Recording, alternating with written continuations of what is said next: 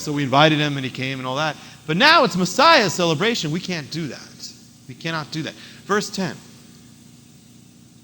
And it happened as he was reclining at the table in the house, behold, many tax gatherers and sinners came and were dining with Yeshua, Jesus, and his disciples.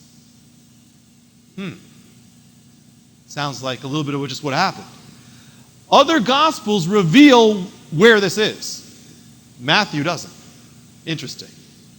In the other Gospels, it reveals it was Matthew's house. Matthew doesn't put it in. He not only called him, he said, I want to go to your house. Now, isn't that like him? He did that with Zacchaeus, the other tax collector. He said, I'm going to your house. Well, it makes a statement because everybody's saying, why are you doing this? And the whole point is, this is the grace of God. So he goes there, and Matthew holds a party. Matthew invites his friends.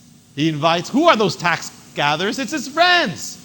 Who are the sinners? His friends.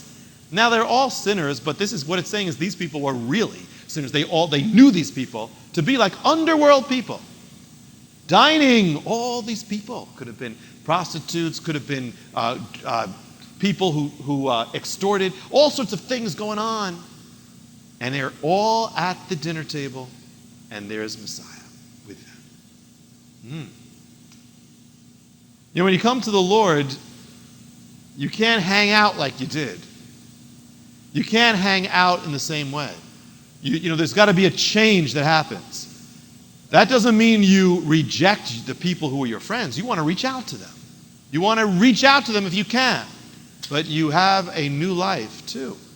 But here, it's a good thing Matthew wants all his friends to see the new life. So he invites all these people, says, come, Messiah's here. And they come. This must have been this great evangelical event to be at this house. I mean, it must have been the first great evangelical thing that they're all the worst people, and they're there with him. He's the honored guest. We're happy to bless you. He wants to bless his rabbi. So it's a party for Messiah at Matthew's house. You know, we throw parties. We should throw him celebrations. We should just celebrate him. If you're going to celebrate him. Because if there's anything worth celebrating, it's him. Everything else goes. He doesn't. So you want to celebrate something that is forever, celebrate him. Bring him into all your joys. This is good what Matthew's doing. Bring him into all your joys. Celebrate. When you eat, when you fellowship. I knew someone who said, I sat down with the Lord. I had a dinner with the Lord. It was just I prepared a whole dinner, me and the Lord. 5-course meal with the Lord. It was beautiful. Just me and the Lord. Celebrate the Lord. What a perfect thing here now. They're all there. Other people are watching. Now, the word for the Pharisee in the Hebrew is piroshim. It means the separated ones. The separated ones. And they called themselves the separated ones because they said, we are going to be holy. And in order to be holy, we're going to stay away from sinners. And so we're going to keep everything perfectly. We're not going to get our hands dirty in any way. We are holy. We stay away from sinners. But now, this rabbi is eating with sinners. See, there's two kinds of holiness. One that avoids unholy people, and the other that makes the unholy holy, that cleanses them. We are of the second, which is that which cleanses. So great is that holiness from Messiah, from God, that he is not content with leaving the dark alone. He's got to go into the dark. He's got to go into the dark and make it light. Messiah's holiness is not so shaky that he's got to keep it by staying away from everything else. And his people can't be that way either. We have to go. We have to go. Verse 11.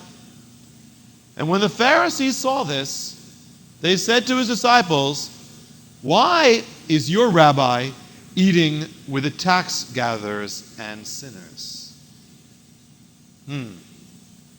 No compassion here. No heart of God.